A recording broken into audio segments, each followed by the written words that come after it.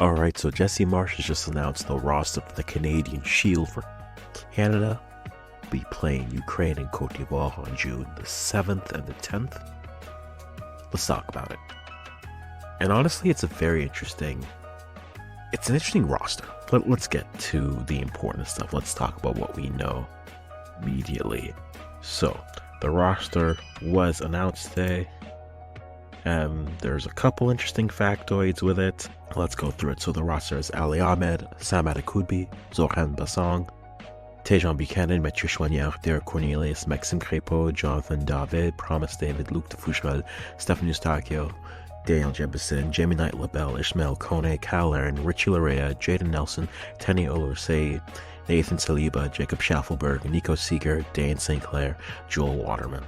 Now, of note, there is a very interesting thing which caught a few people, which is that there is a training player. Now, the training player who is part of this squad is a young Manchester United Academy player who is Gabriel Biancheri, who is eligible to play for Canada. He has Welsh parents but has Canadian type, which is noted. Also, another training player coming through is Jonathan Sirois. So those two players coming in.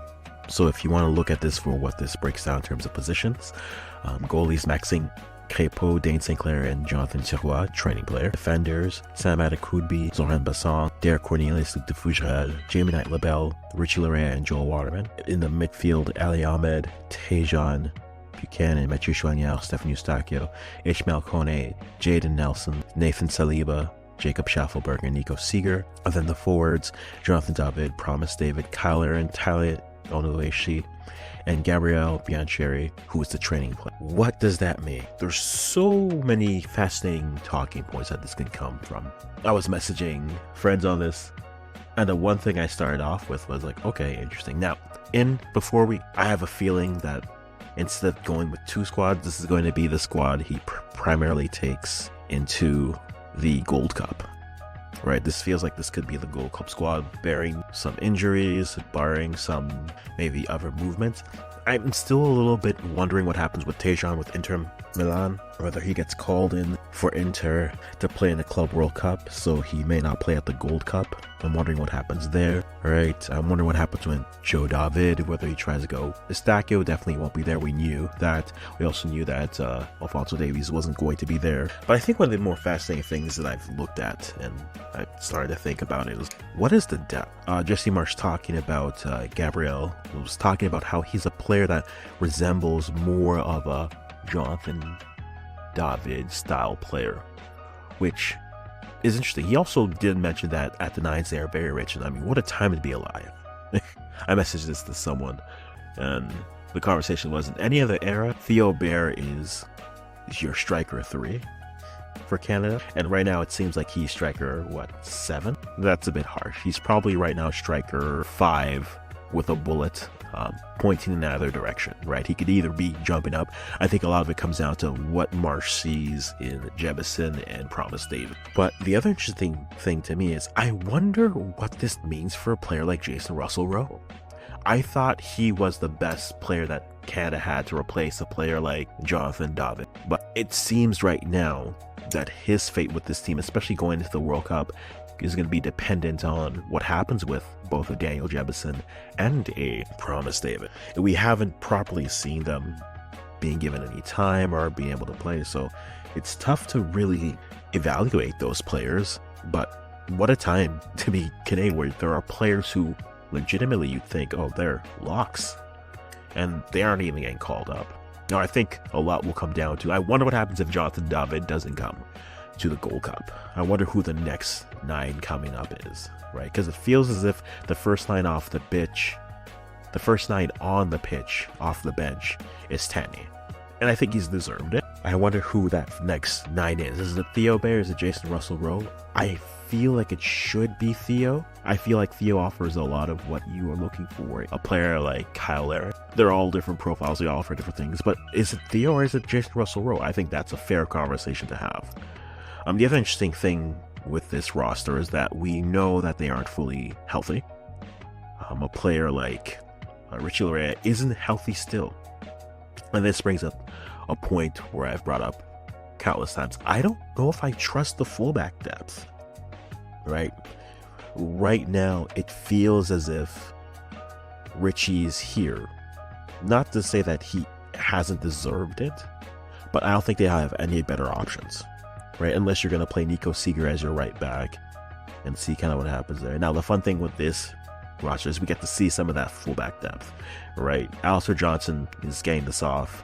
We also know that Mose Bombito is not going to be playing either at this or the Gold Cup. So I think this is a very fascinating to watch, the fullback depth. I think Sam Adekubi has been playing, so we know what he's going to give you. But outside of Sam, that next fullback position, whether it's Zorhan, whether it is hoping Richie can actually give you some game time, some run, it's a low-key position where I guess their break glass in case of emergency is Nico Seeger. Outside of that, I want to see Nico in the midfield, but outside of that, I think Sam is definitely your fullback 3.